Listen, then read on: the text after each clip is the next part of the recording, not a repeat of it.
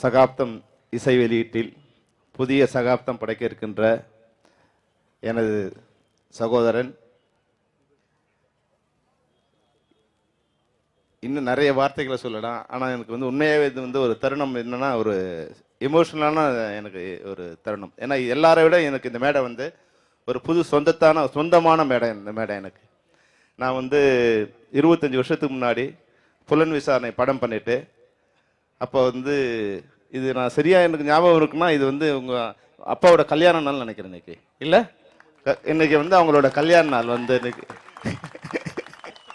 நாங்கள் எல்லாம் புலன் விசாரணை வெற்றிக்கு பிறகு மதுரையிலேருந்து இங்கேருந்து மதுரைக்கு ஒரு ட்ரெயினில் எல்லாரும் இங்கே இருக்கிற பத்திரிகையாளர்கள்லாம் கொஞ்சம் பேர் ஞாபகம் இருக்கலாம். அப்போ தினத்தந்தி பாண்டியன், நெல்லை சுந்தரராஜன் இவங்க பண்ண அட்ராசிட்டிலாம் அவங்களுக்கு ஞாபகம் இருக்கலாம். அவ்வளோ அதான் எங்கள் குடும்பத்தில் ஒரு கல்யாணம் மாதிரி அதுக்கு போனோம். நாங்கள் போன பிறகு இன்னைக்கு எனக்கு முந்தானத்தை புலன் விசாரணை பார்ட் 2 ரிலீஸ் பண்ணியிருக்கேன். இந்த 25 வருஷத்தில் கல்யாணம் பண்ணி குழந்தை பிறந்து இவ்வளோ பெரிய உயரத்தில் வளர்ந்து அவருக்கு இன்னைக்கு ஒரு இசை வெளியீடு நடக்கிறது என்னன்னா, உண்மையாகவே காலை திரும்பி பார்க்கும்போது எனக்கு கண்ணெலாம் கலங்குது. இன்னொரு விஷயம், இதே இடத்துல இங்கே தான் முதல் நாள் ஷூட்டிங் நடந்தது. இது 9வது ஃப்ளோர். இது விஜயா 9வது ஃப்ளோரு. ஃபர்ஸ்ட் டே ஷூட்டிங் எனக்கு இங்கே ஒரு 500 ஜூனியர் ஆர்டிஸ்ட், ஒரு 100 டான்சர்ஸு. அன்னைக்கு தமிழ் சினிமாவில் ஒரு 7 ஜென்ரேட்டர் வச்சு நடந்த முதல் படம் புலன் விசாரணை தான். அந்த ஷூட்டிங் இங்கே தான் நடந்தது. இன்னைக்கு அந்த இடத்துல உட்காந்துக்கிட்டு நான் புலன் விசாரணை இன்னைக்கு உங்கள் படத்தை சகாப்தத்துக்கு இசை வெளியீட்டுக்கு வந்திருக்கேன். உண்மையிலே எனக்கு கண்ணெல்லாம் கலங்குது. 25 வருஷத்தில் அந்த 25 வருஷமும் நான் இருக்கிற நிலைமைக்கு காரணம் உங்கள் அப்பா தான். அதை நான் உயிருள்ள வரையும் மறக்க மாட்டேன். நான் நிறைய மேடையில் சொல்லியிருக்கேன், எனக்கு தாய் தந்தை சினிமாவில் தாய் தந்தை இப்ராஹிம் ராவத்தரும் விஜயகாந்த் சார் தான். ஏன்னா எனக்கு பிறந்த பிறகு நான் என்னை யாரும் தெரியும், ஆனால் உலகத்துக்கு தெரிய வச்சவங்க ஏன்னா அந்த காலகட்டத்தில் என்னை பார்த்தாலும் ஒருத்தரும் டைரக்டராக மதிக்கவே மாட்டோம். அது மாதிரி மனுஷனாவே மதிக்க முடியாத ஒரு காலகட்டத்தில் என்னை மதித்து மிகப்பெரிய இயக்குனர் ஆகிறதுக்கு ஒரு வாய்ப்பு கொடுத்தவர் உங்கள் அப்பா தான். இன்னைக்கு இந்த மேடையில் இவ்வளோ பேர் இருக்காங்கன்னா அதுக்கு ஒரே காரணம் அவரோட பண்பு தான். அவரை விட நிறைய பேர் வெற்றி பெற்றவங்களாம் இருக்காங்க, ஆனால் இந்த மேடையில் நாங்கள்லாம் உட்கார்ந்துருக்கோம்னா அதுக்கு ஒரே காரணம் அவரோட பண்பு தான். அதை மீறி நீ வர வேண்டியதுதான் நீ பண்ண வேண்டிய ஒரு பெரிய வேலை. ஏன்னா அன்னைக்கு 2 விஷயம் நடந்தது. உங்கள் கல்யாணம், உங்கள் அப்பாவோட கல்யாணத்தை நாங்கள் போகும்போது அப்போ தான் படம் வந்திருக்கு. என்னை பற்றி நிறைய யாருக்கும் தெரியாது. அப்போ நிறைய ஒரே க்ரௌடு கச்ச கச்சன்னு அப்படி பிடிச்சி வெளியே தரும்போது கல்யாண மேடையில் ரிசப்ஷன் நிற்கிறாரு.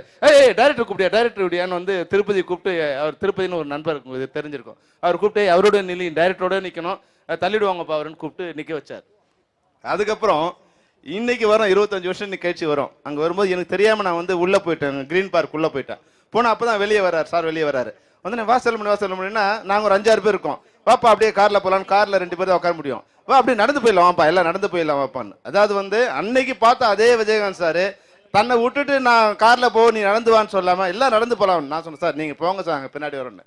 நாங்கள் வந்தவுடனே இங்கே க்ரௌட் பார்த்தீங்கன்னா புதுவாயிடுச்சு. இங்கே உட்காந்துட்டு எங்கப்பா செல்வமணிலாம் வந்தாலும் கூப்பிடுன்னு அதே 25 வருஷம் கழிச்சு என்னை கூப்பிட்டு பக்கத்தில் உட்கார வைக்கிறார். அன்னைக்கு இருந்த விஜயகாந்த் சாரும் இன்னைக்கும் இதெல்லாம் ஒரு இந்த மனித பண்பு தான் இன்னைக்கு அவர் மிகப்பெரிய நிலை அடைஞ்சதுக்கு காரணம் இந்த பண்பு தான். இந்த பண்பை மட்டும் நீங்கள் வச்சுக்கிட்டா போதும், வேற இன்னும் நீங்கள் பண்ண வேண்டிய அவசியம் இல்லை. ஜெயம் ரவி நல்லா சொன்னார் ஒரு விஷயம், என்னன்னா உங்கள் அப்பாவை ஃபாலோ பண்ணாதீங்க. நீங்கள் நிச்சயமா நீங்கள் அதை 0வை வச்சுக்கிட்டு நீங்கள் ஒன்றா, நான் இன்னொரு சின்ன அட்வைஸை நான் உங்களுக்கு சொல்கிறேன், நீங்கள் அமிதாப் ஃபாலோ பண்ணுங்க. ஒரு காமெடி ப்ளஸ் ஹைட்டு எல்லாம் இருக்குது உங்களுக்கு. நிச்சயமாக அதை ஃபாலோ பண்ணிங்கன்னா உங்களை பீட் பண்ண ஆளே கிடையாது.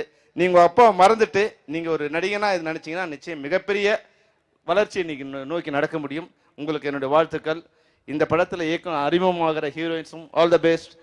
டைரக்டர் சுரேந்திரன் என்னுடைய ஜாதினா இயக்குனர் ஜாதி. அவர் இந்த படம் அதுவும் இல்லாமல் என்னோட ஜூனியர் நினைக்கிறவர், டிஎஃப்டின்னு நினைக்கிறேன். அவர் ஏன்னா டிஎஃப்டி எல்லாரையும் இன்னைக்கு நாங்கள்லாம் மேடையில், நான் மட்டும் இல்லை, ஆபாவானிலேருந்து அரவிந்த்ராஜ்லேருந்து ஆர்கே செல்வம்லேருந்து ஆர்பி உதயகுமார் வரைக்கும் இன்னைக்கு நாங்கள் மிகப்பெரிய இடத்தை அடைஞ்சிருக்கணும். அதுக்கு விஜயகாந்த் சார் தான் காரணம், அவங்க கம்பெனி தான் காரணம். இன்னைக்கு நீங்கள் நீங்களும் ஒரு டிஎஃப்டி, நிச்சயமாக நீங்கள் மிகப்பெரிய இடத்தை அடைவீங்க. அதுக்கு ஒரு காரணமாக இருப்பார். உங்கள் அனைவருக்கும் என்னுடைய வாழ்த்துக்கள். நன்றி, வணக்கம்.